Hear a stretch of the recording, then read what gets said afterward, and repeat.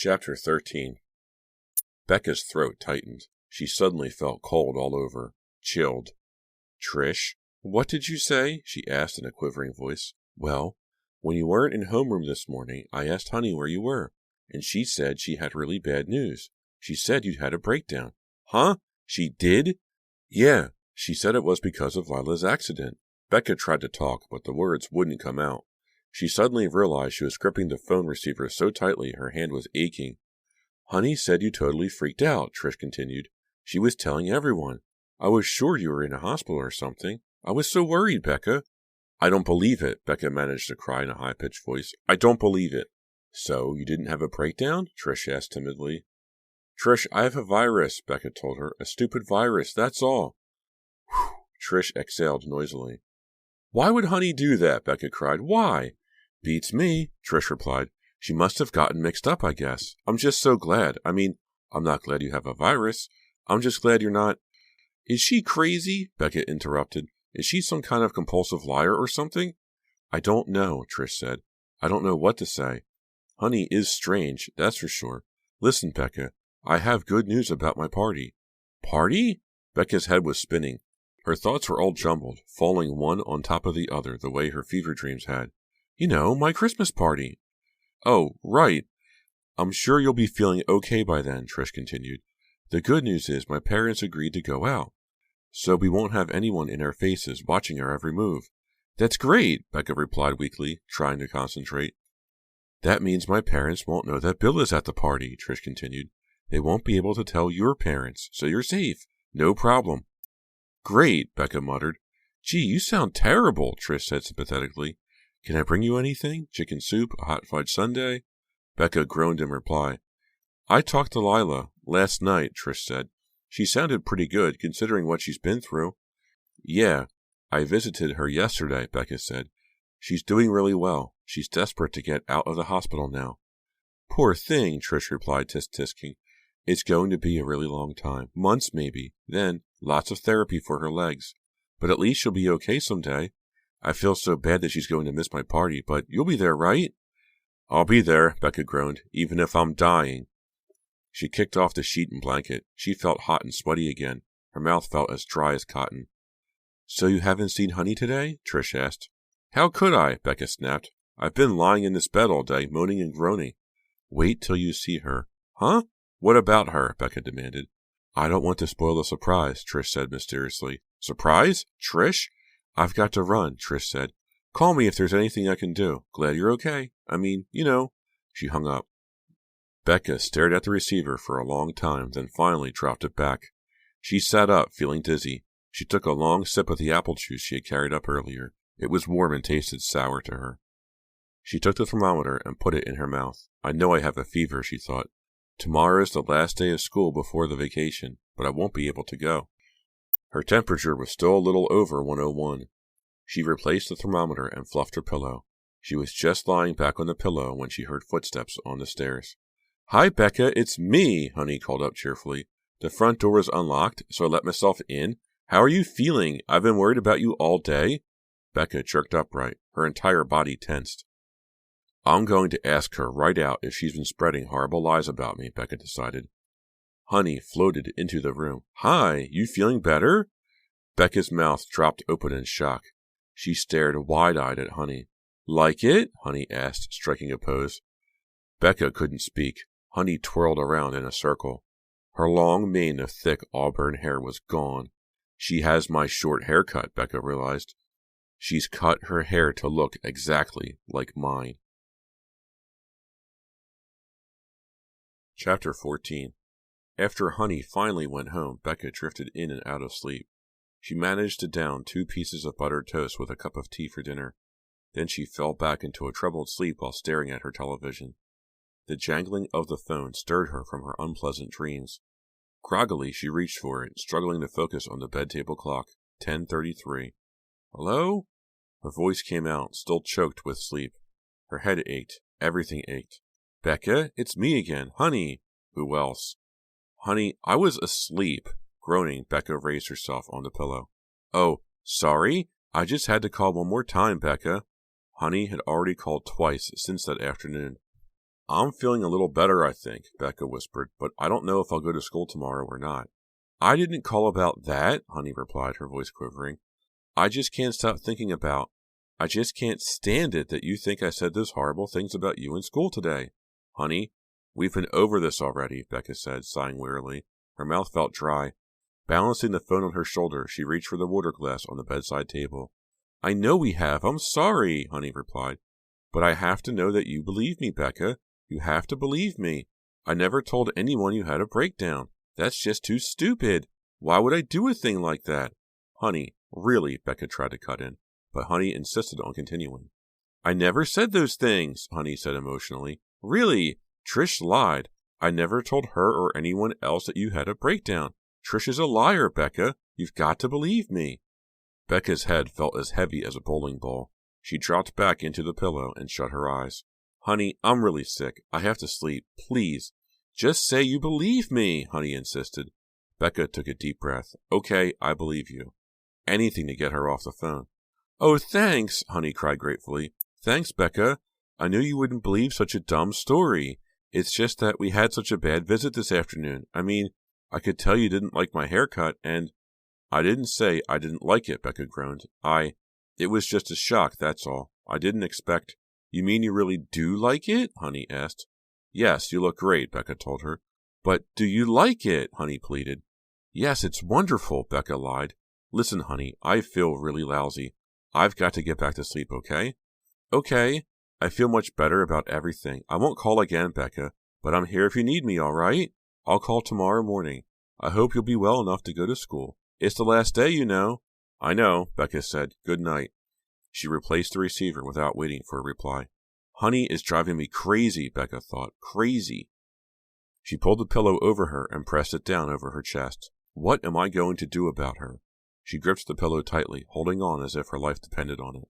What am I going to do? Honey had upset her so much it took Becca nearly 2 hours to fall back to sleep.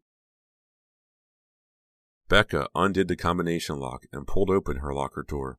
She reached up to get a loose-leaf binder from the shelf. Ow! Her head throbbed when she looked up. She still felt weak. She probably should have stayed in bed one more day. But she didn't want to miss the last day of school before Christmas break. Oh, Becca, you're here! Hearing a cry of surprise behind her, Becca turned around. Oh, hi, Carrie, she said, balancing her backpack on one raised knee and struggling to stuff the binder into it. It was her friend, Carrie Taylor, a petite, pretty girl with bright blue eyes and straight blonde hair tied to one side in a short ponytail. Carrie had the locker next to Becca's. I didn't think you'd be here, Carrie said awkwardly, studying Becca intently. I mean, I heard... I had a virus or something, Becca said, frowning. Her math textbook slipped out and fell to the floor. I'm a little better today.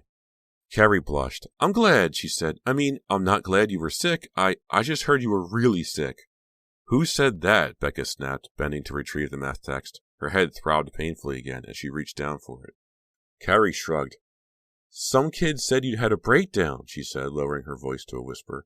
Becca shook her head. No, I'm okay, really. A stupid rumor, I guess, Carrie said, obviously embarrassed. Who knows how these things get started? I know, Becca muttered bitterly. She zipped up her backpack. The first bell rang. Locker doors slammed all down the long hallway. Combination locks clicked.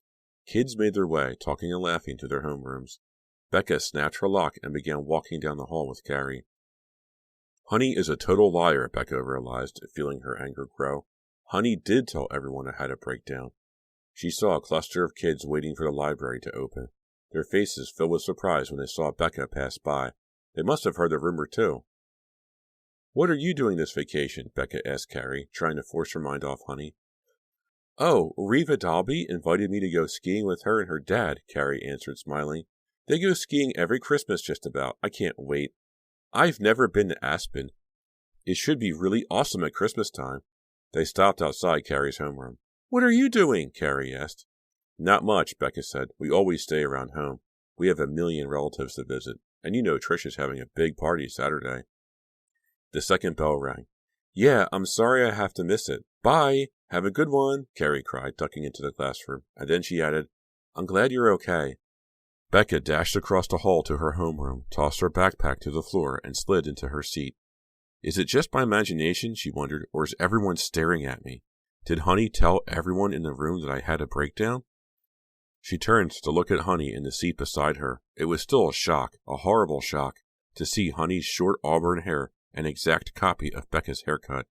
She's wearing my silky blue top, Becca realized angrily, and she has my parrot pin on the collar. Honey had a book open in her lap. She closed it and smiled at Becca. How are you feeling, Becca? You look so pale. Not so great, Becca muttered, frowning.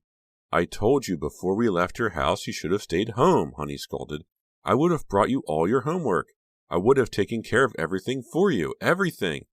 What am I going to do about her? Becca asked herself miserably. The question had become an obsession, an endless refrain. What am I going to do? What am I going to do, Trish? Becca asked. It came out sounding more like a plea than a question. Trish shivered and zipped her wool parka up to the collar. She stuffed her hands into her coat pockets and picked up her pace to keep up with Becca, her boots sinking into the soft ground. It was lunch period, but Becca didn't have any appetite. After much pleading, she persuaded a reluctant Trish to go for a walk behind the school. It was a cold, gray day, heavy clouds hovering low. The air was wet. It smelled as if it might start to snow any minute. You shouldn't be walking around outside. You're sick, Trish scolded her. I had to get out, Becca told her. I just couldn't bear the idea of sitting in the lunchroom, trying to choke down a sandwich with Honey staring across the table at me. They followed the walkway that led behind the stadium. The football field was silent and empty. One of the goalposts had been knocked over in a strong wind a few weeks before. Honey is ruining my life, Becca moaned. What am I going to do? Why don't we murder her? Trish suggested. Chapter 15. Becca stopped and gaped at Trish. Trish laughed. Oh, Trish, Becca cried, shaking her head.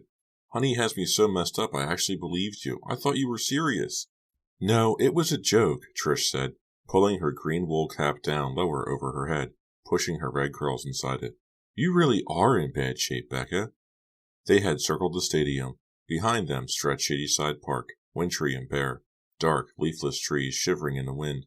They turned away from the park, and, with the wind at their backs, began to make their way slowly toward the student parking lot. I can't believe I let you talk me out of lunch. I'm starving, Trish complained. You're not being very helpful, Becca said. I mean, about Honey.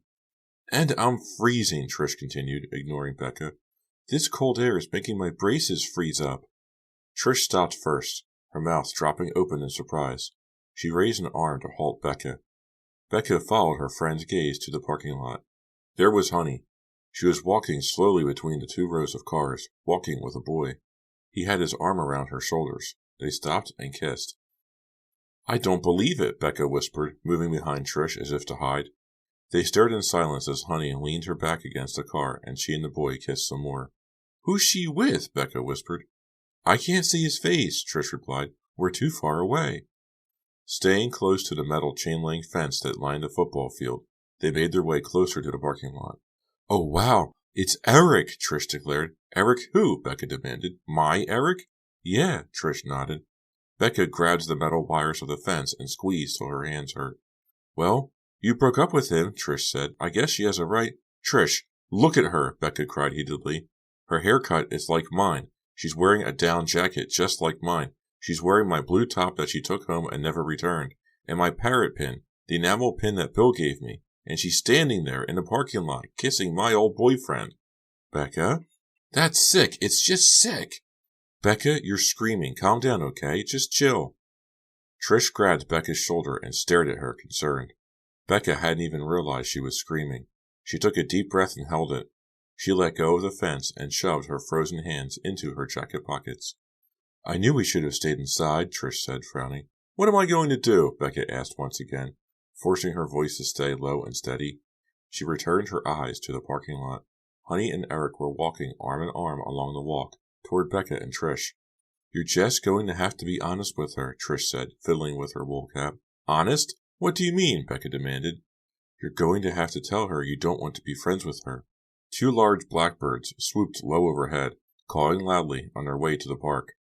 I wish I could fly away with them, Becca thought miserably, watching Eric and Honey approach. But if I tell Honey that, I don't know what she'll do, Becca said. She's so emotional. She's crazy. She's really crazy. I mean, I even think she caused Lila's accident. Trish raised her eyes to Becca's, her expression troubled. Don't you totally freak over this, Becca, she warned quietly. Don't get totally paranoid. Honey may be a terrible pest, and a copycat, but if you start making crazy accusations— She didn't finish her thought. You don't know her as well as I do, Becca argued. Glancing up ahead, she saw that Eric had suddenly turned around and was hurrying back to the school building. Honey was approaching quickly, jogging toward them, waving. Eric must be embarrassed or something, Becca thought. Hi, Becca, Honey called. She stopped in front of Becca, breathing hard, her breath steaming up from her mouth, a big smile on her face. Hi, Becca muttered, with an obvious lack of enthusiasm. What are you doing out here? Honey asked. Just talking with Trish. Oh, Honey seemed to notice Trish for the first time. Hi, Trish nodded. Can I join you? Honey asked Becca. Becca shook her head. Not now, Honey. I really want to have a private talk with Trish. Private? Yeah, Becca replied coldly. Honey's mouth dropped open, her gray eyes narrowed. What's going on, Becca? She demanded, sounding hurt. There's nothing you can't share with your best friend. That's why I'm talking to Trish, Becca said pointedly. There, Becca thought. That should be clear enough. Now maybe Honey will take the hint. Honey's expression became a blank. It revealed no emotion, but her face turned bright red. She shoved her large hands into the pockets of her down jacket and turned away quickly. Talk to you later, she called behind her, and began jogging to the school. That was subtle, Trish said dryly. She chuckled. I think Honey got the point. Becca didn't smile. She suddenly found herself overcome with regret, with fear. I shouldn't have been so blunt, she said, her voice a whisper. Yes, you should, Trish insisted. You've been patient for so long. It was the only way. You'd better be careful, Trish, Becca said, biting her thumb. Huh? What do you mean? You'd better be careful. I know it sounds crazy. I know it sounds paranoid, but I really think Honey could be dangerous. If she's jealous of you, if she starts to resent you, she might try to do something. Trish laughed and shook her head. Chill out, Becca, she scolded. I mean, really, what can she do? Chapter 16. Take care of yourself, Trish said as they stepped into the warmth of the building. You can't miss my Christmas party Saturday. I'll be okay, Becca said, shivering. Talk to you later, Trish. Thanks for walking with me. Becca waved to her friend, then turned and headed down the crowded corridor to her locker. She still felt achy and sick. I probably shouldn't have stayed out in the cold like that, she thought. She waved to some kids, then turned the corner and kept walking. Glancing at a wall clock, she saw that there were still 10 minutes left in the lunch period. Good, she thought. It'll give me time to go to the girls' room and get myself together. After stepping around a group of guys who were huddled together, laughing about something, slapping one another high fives, she stopped in front of her locker. Oh! To her surprise, the locker door was open a crack. I know I locked it, she told herself. She pulled open the door and gasped. Becca, what's the matter? Becca turned to see Carrie Taylor beside her, starting to open her locker. Look, Becca said, pointing. Oh, wow, Carrie exclaimed, moving over to peer into Becca's locker. Someone trashed everything. Everything, Becca uttered weakly. Her textbooks, usually neatly stacked on the top shelf, had been tossed to the locker floor. Her binders had been torn apart, pages pulled out. The wool scarf she kept in the locker had been balled up under a jumble of loose papers. The note cards for her research project were scattered over everything. How gross! Carrie exclaimed. Who would do this? She put a hand on Becca's trembling shoulder. You've got to report this. Yeah, I know, Becca replied. A wave of nausea swept over her. She forced herself to look away from the mess. Who would do this? Carrie repeated. Several other kids had hurried over to see what the commotion was. I know who did it, Becca thought bitterly. I don't have to guess. Honey did it. Of all the stupid babyish things. Just because I hurt her feelings, she had to pay me back instantly by messing up all my stuff. Ah! Becca uttered an exasperated cry and lurched away from the noisy crowd that had gathered in front of her locker. Becca, where are you going? Carrie called after her. To the girls' room, Becca shouted. She pushed her way through a group of cheerleaders, in their uniforms for some reason, and hurried down the noisy hall, voices echoing in her ears, into the girls' room at the end of the corridor, breathing hard. Gray light flooded in through the frosted glass of the tall window. Honey stood at the sink, still in her down jacket. Oh! Becca cried out. Honey turned to her, also surprised. Hi! She turned off the water faucets and pulled a paper towel from the dispenser beside the mirror. Honey! Becky screamed. She felt herself going out of control. She couldn't help it. She'd been holding back too long. How could you? Honey's eyes opened wide in bewilderment. She stopped drying her hands. Huh? How could you? What, Becca? How could I what? You know, you liar, Becca shrieked. Honey crumpled the paper towel in her hand and let it fall to the tile floor. Becca, you're screaming, she said, her bewildered expression turning into one of concern. Are you okay? No, honey, I'm not okay, Becca cried, taking angry steps toward Honey. I'm not okay, and you know I'm not okay. Honey, alarmed, took a step back toward the stalls. She raised her hands in a gesture of surrender. How could you? Becca screamed, straining her throat. Her hands were balled into tight fists at her side. Her temples throbbed. The white light from the window shimmered in front of her. Honey sighed. She stood tensely, returning Becca's stare. Really, Becca, you'll have to calm down. I don't know what you're talking about. I really don't. Liar, Becca said accusingly. I'm talking about my locker, of course. What about your locker? Honey asked, innocent as innocent could be. Becca took a breath, started to reply, found herself speechless, too angry to make a sound. Why are you picking on me today? Honey demanded, tears forming in the corners of her gray eyes. Her chin trembled. Tell me, Becca, what have I done? Becca leaned against the sink, squeezing her hands on the cool porcelain, trying to force herself back in control. You were so mean to me outside by the football field, Honey exclaimed, two large tears running down her scarlet cheeks. And now you come barging in here screaming at me for no reason? Honey uttered a loud sob. Why, Becca? Why are you picking on me? Just stay away from my things, Becca managed to say through clenched teeth. Stay away. Oh, Honey wipes the tears off with her hands. I get it. You mean Eric. You saw me with Eric. No, Becca snapped. You're angry because I'm with Eric now, Honey interrupted. But that's not fair, Becca. You broke up with him. I don't mean Eric, Becca cried. She realized she was trembling all over. She took a deep breath and held it. Gripping the sink, she closed her eyes, but the trembling didn't stop. I don't mean Eric, she repeated. You gave him up. Now he's with me, Honey insisted. She turned to the mirror and examined herself, wiping another tear off her cheek. Is she checking out her hairdo? Becca thought bitterly. My hairdo? Is she getting tear stains on her blue blouse? My blue blouse? I'm telling you, Honey, it isn't Eric. It's everything else, Becca said. Now what are you talking about? Honey asked, bewildered. Everything else, Becca repeated.